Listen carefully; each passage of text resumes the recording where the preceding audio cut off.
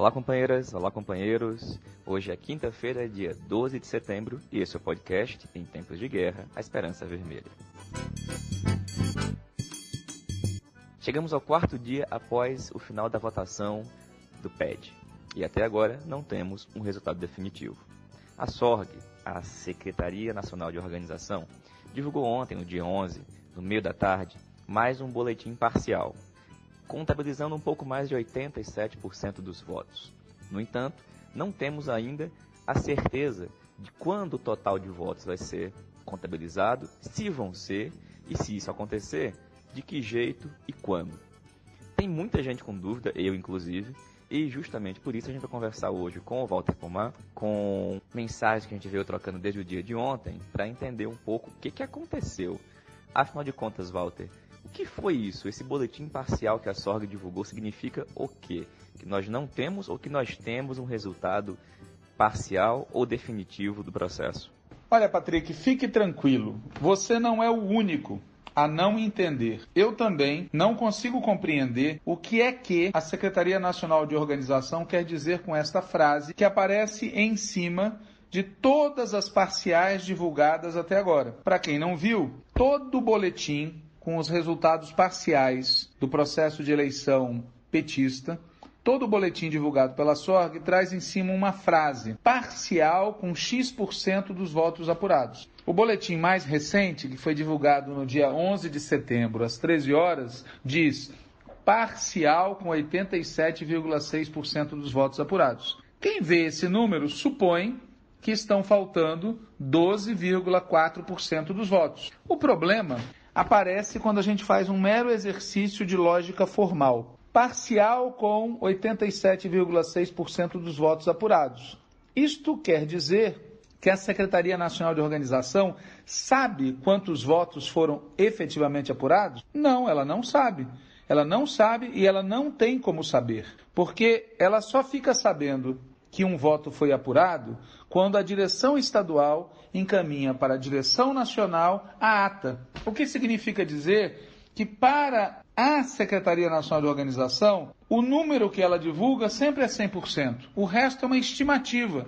Ela pode estimar que faltam 1%, 2%, 3%, 5%, 10%, etc.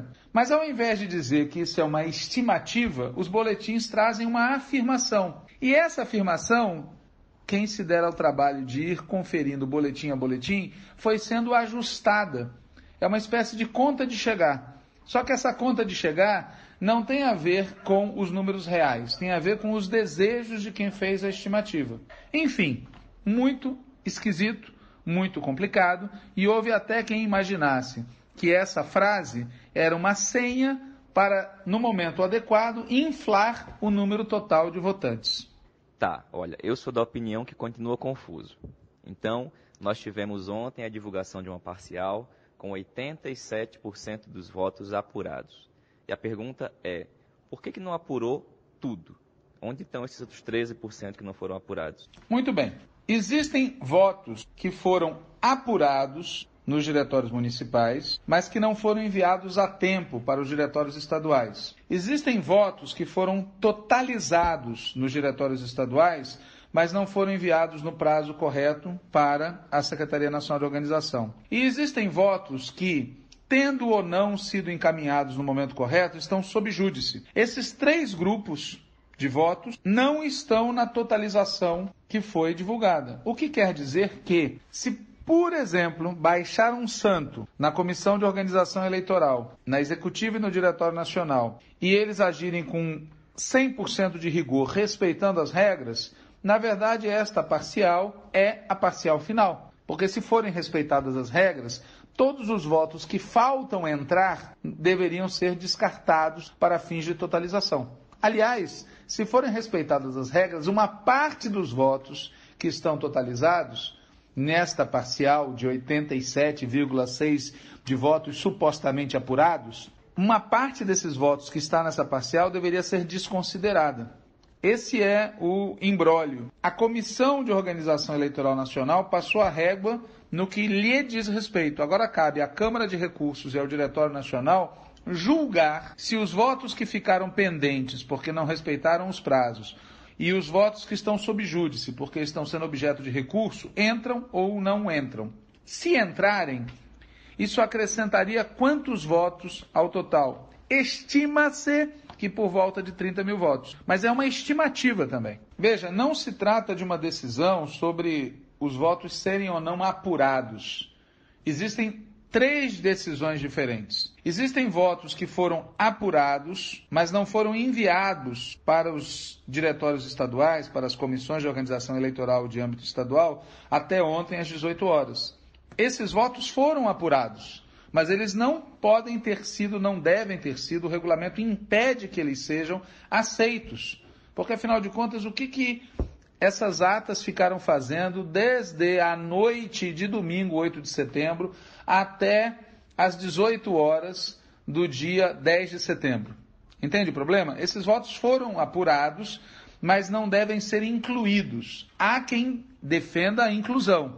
Existe um outro caso, que são dos votos que foram apurados, enviados para as direções estaduais, mas não foram enviados para a COI nacional até o dia 10 de setembro, às 23 horas. Existe quem defenda que esses votos que foram apurados devam ser contabilizados, existe quem defenda que não sejam. E, por fim, existem os votos que foram apurados, enviados para as COIs estaduais, enviados para a COI nacional, mas estão sob júdice, sob questionamento. Então, não se trata propriamente de apurar, embora também haja casos sob júdice pedindo a abertura de urnas, por exemplo, de votos em separado. Em resumo, meu caro, é uma confusão bastante grande que está vinculada a vários problemas, a dinâmica do PED e as dificuldades administrativas do partido e a essa ideia de que tudo tem que estar sob gestão da Secretaria Nacional de Organização, que não tem a expertise e nem tem a sapiência necessária para tocar um problema desse tamanho. Tá, tudo bem. Agora, se esses votos estão sob júdice ou estão recursados, quem toma a decisão sobre a validade desses votos? É a Câmara de Recurso? É a COI? É a SORG? É o Diretório Nacional? Qual que é o procedimento para que esses votos que não foram contabilizados passem ou não a valer? Quem decide sobre eles? Em condições normais, Patrick, caberia à Câmara de Recursos votar esses recursos. Mas, dada a gravidade do problema, existe quem defenda que cabe ao Diretório Nacional deliberar. Claro que a Câmara de Recursos e o Diretório Nacional expressam a mesma correlação de forças. O problema é que a Câmara de Recursos não contém dentro dela representantes de todos os segmentos que disputaram o processo de eleição. Então seria mais correto que o debate fosse feito no Diretório Nacional, até para impedir uma prorrogação do tipo, você perde na Câmara de Recursos e leva ao Diretório Nacional. Mas isso também está em questão. O que eu quero reafirmar é isso, quer dizer, a maneira como o processo foi administrado desde o início deixou brecha para todo tipo de problema administrativo e organizativo. E além disso tem problemas políticos e problemas de, vou usar a palavra exata, de infração ao regulamento, infração à legislação, infração aos bons costumes e à ética, infração ao bom senso. Tem tudo isso misturado, complicando a coisa. Muito bem. A próxima pergunta é, e quando é que isso vai acontecer? Porque vejamos, Walter, ontem aconteceu uma coletiva de imprensa com a presidenta do partido, com a secretária nacional de organização do partido, mais um monte de parlamentar que estava por lá, para anunciar o resultado. E anunciaram essa versão parcial, com 87, poucos por cento dos votos apurados.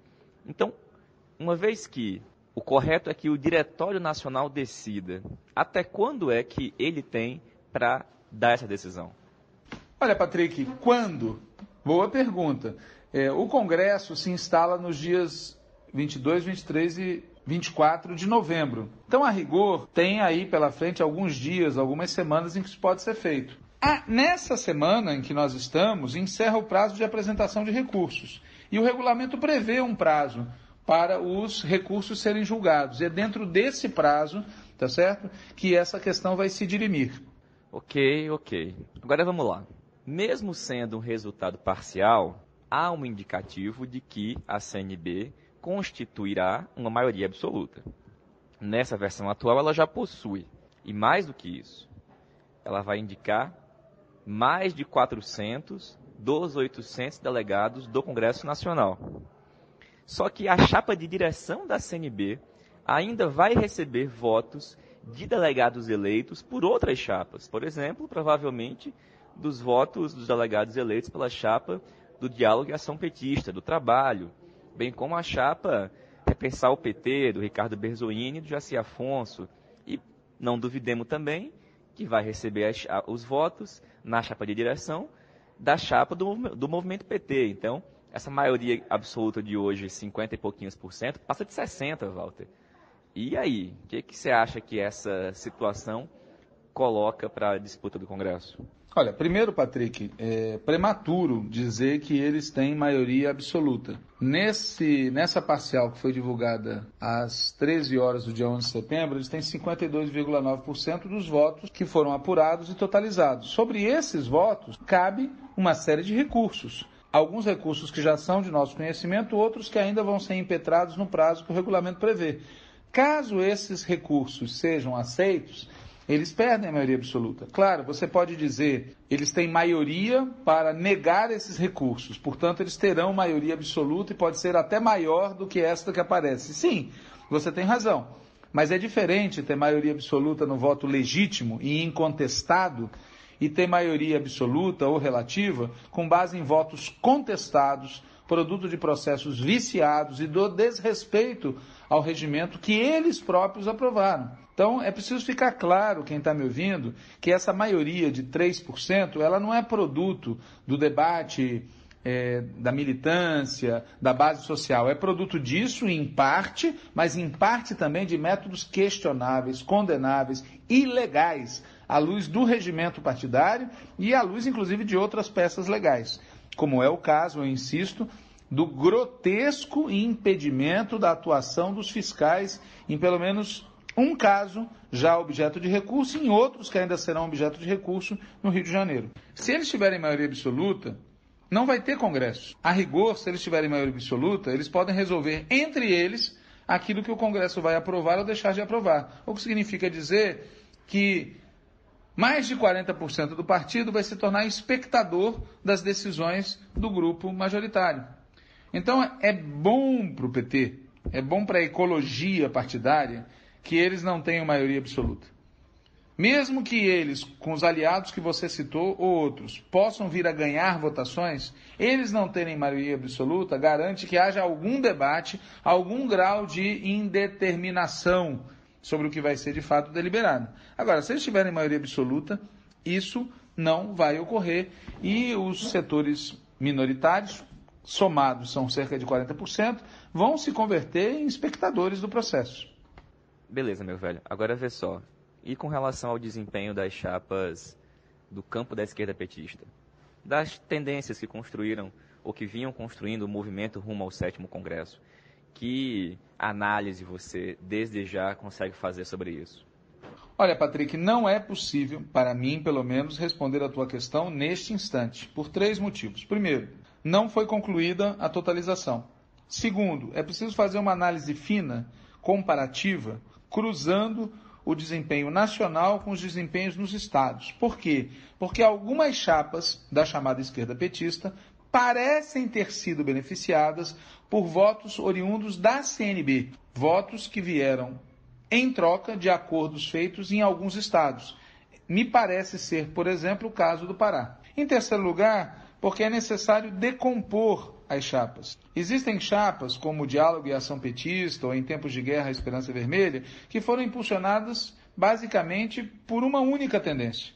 A articulação de esquerda, no caso da chapa em tempos de guerra, o trabalho, no caso da chapa Diálogo e Ação Petista. Existem outras chapas que são expressão de coalizões, coligações de tendências. A chapa Fora Bolsonaro, a chapa Optei pelo Socialismo, é um exemplo disso. Ali existem algumas tendências que se coligaram. Nessas 2 chapas que eu citei, algumas tendências se coligaram. E existe também o caso de chapas que são coalizões de mandatos parlamentares. Então, isso precisa ser levado em conta ao fazer a análise, para poder fazer uma comparação do desempenho relativo de cada chapa, levando em consideração a sua distinta composição interna. Isso posto, é preciso reconhecer com todas as letras. O principal objetivo de toda a chapa que se autodeclara como sendo da esquerda petista, o principal objetivo era que o Congresso do partido permitisse a formação de uma nova maioria orientada por uma nova estratégia. E, ao que tudo indica, isto não foi alcançado. A não ser que ocorra um fato novo, a não ser que uma mudança na conjuntura, ou a não ser que a luta interna no grupo majoritário do partido crie um novo ambiente, não terá sido atingido o objetivo de construir uma nova maioria com base em uma nova estratégia.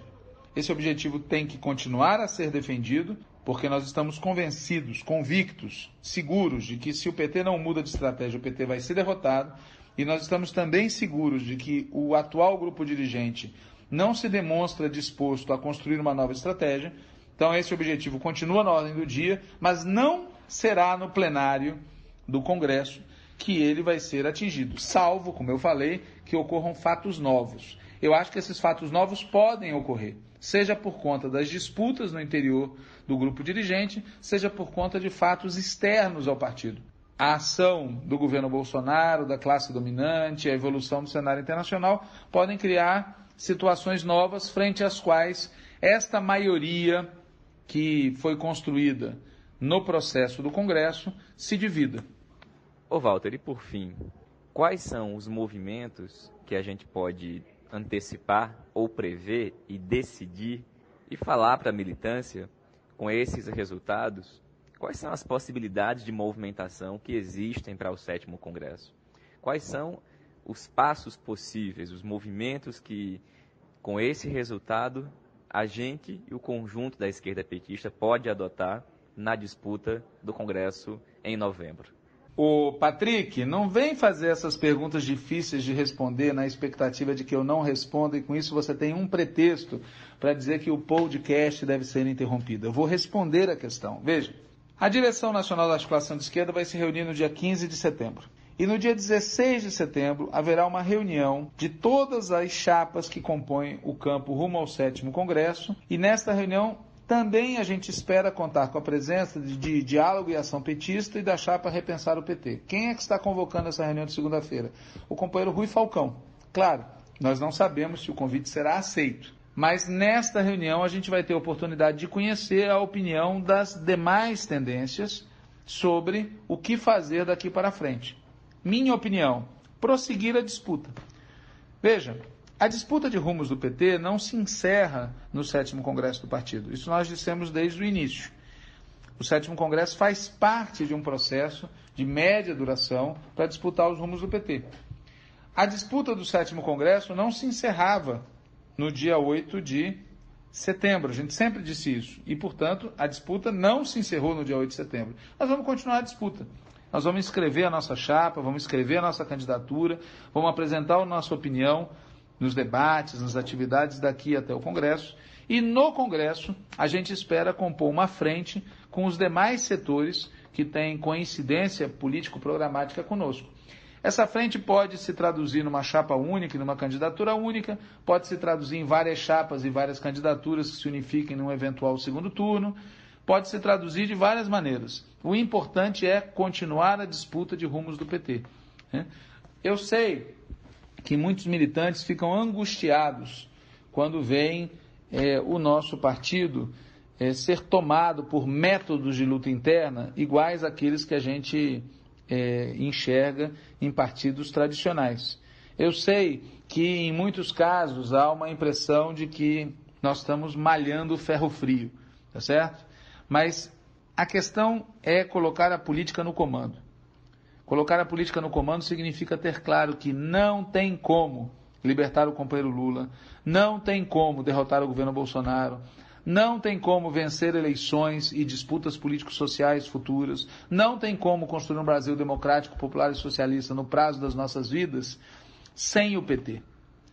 E por isso a disputa de rumos do PT, por mais difícil, por mais complicada, por mais que às vezes ela pareça malhar em ferro frio, essa disputa é imprescindível. Porque no fundo, pessoal, disputando os rumos do PT, a gente está disputando a classe trabalhadora. E esse deve ser o nosso norte. E com isso, Patrick, eu respondi a sua última pergunta de hoje. E eu espero encontrá-lo amanhã, nesse mesmo bate-canal, nesse mesmo bate-horário, para que o podcast continue saindo. Senhoras e senhores, com isso eu encerro a minha contribuição ao podcast, comandado pelo Patrick Araújo, versão dia 11 de setembro.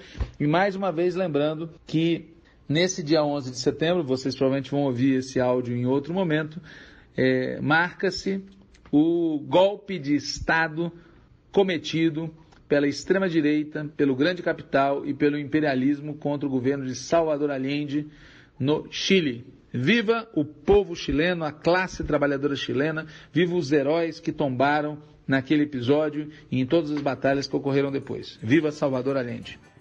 Pois bem, companheirada, esse foi o programa 17 do podcast Em Tempos de Guerra Esperança Vermelha. Como vocês sabem, ele está disponível nas mais diversas plataformas, Google Podcast, Spotify, Rádio Public. E bom, a gente também tem tentado circular bastante por meio de áudios de WhatsApp.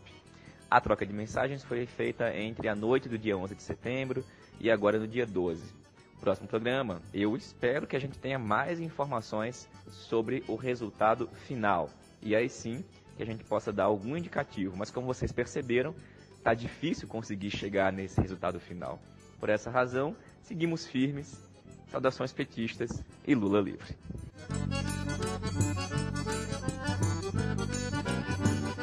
Alla mattina mi sono alzato, oh bella ciao, ciao, ciao alla mattina. Mi sono alzato e o podcast o invasor.